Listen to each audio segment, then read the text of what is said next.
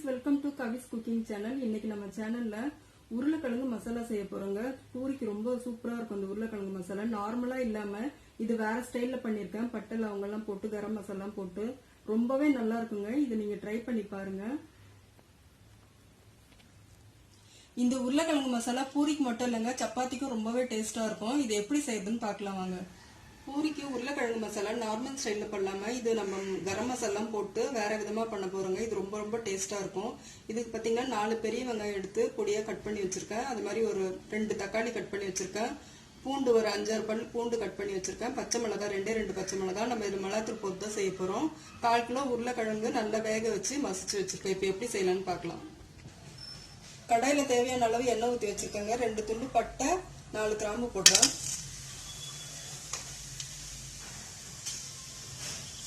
பொடியா நறுக்கின பூண்டு,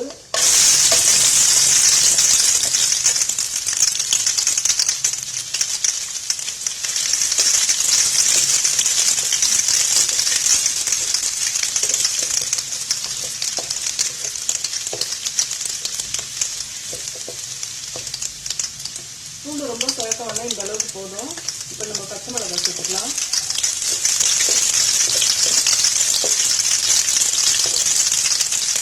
வெங்காயம்,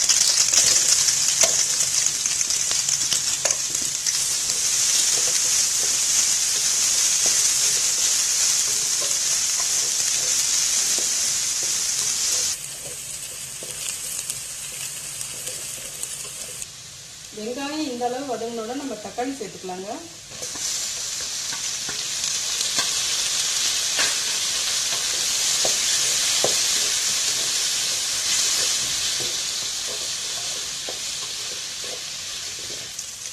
தக்காளி நல்லா வதங்கிச்சுங்க. இப்போ நம்ம மிளகாத்தூள் சேர்த்துக்கலாம். நான் 1 ஸ்பூன் மிளகாத்தூள் போடுறேன். குழம்பு மிளகாத்தூள் தான் போடுறேன்.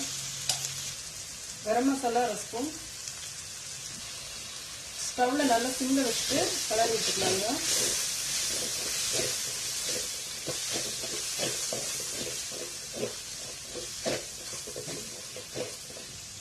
தேவையான அளவு தண்ணி சேர்த்துக்கலாம்.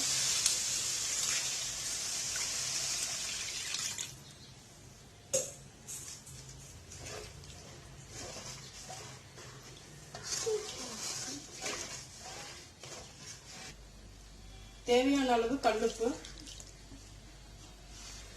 மூடி போட்டு மூடி வச்சிருந்தாங்க. பச்சை வாசனை எல்லாம் போனோம்னா நம்ம உருளைக்கிழங்கு சேர்த்துக்கலாம்.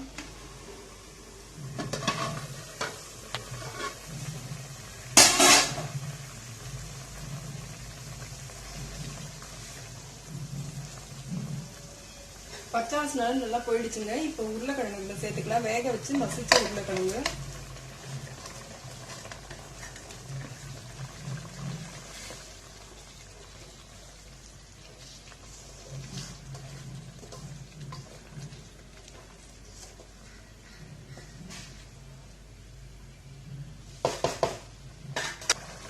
உருளைக்கிழங்கு சேர்த்த உடனே மூடி வச்சிடலாங்க. ஒரு 2 நிமிஷம் கொதிக்கிட்டோம். நடுவில் நம்ம கிளறி விடணும், இல்லை அடி பிடிச்சிரும். கிரேவி ரெடி ஆயிடுச்சுங்க. நல்லா திக்காயிடுச்சு. இப்போ நம்ம கொத்தமல்லி சேர்த்து இறக்கிடலாம். நார்மலா நம்ம எப்பயுமே பூரி மசாலா செய்வோம், அது மாதிரி செய்யாம இது மாதிரி டிஃப்ரெண்டா செஞ்சு பாருங்க. ரொம்ப டேஸ்டா இருக்கும். இது பூரிக்கு மட்டும் இல்ல, சப்பாத்தி கூட ரொம்ப நல்லா இருக்குங்க. நீங்களும் இந்த ரெசிபியை ட்ரை பண்ணி பாருங்க. இந்த வீடியோ உங்களுக்கு பிடிச்சிருந்தா லைக் பண்ணுங்க, ஷேர் பண்ணுங்க, கமெண்ட் பண்ணுங்க. மறக்காம கவிஸ் குக்கிங் சேனலுக்கு சப்ஸ்கிரைப் பண்ணுங்க. தேங்க்யூ.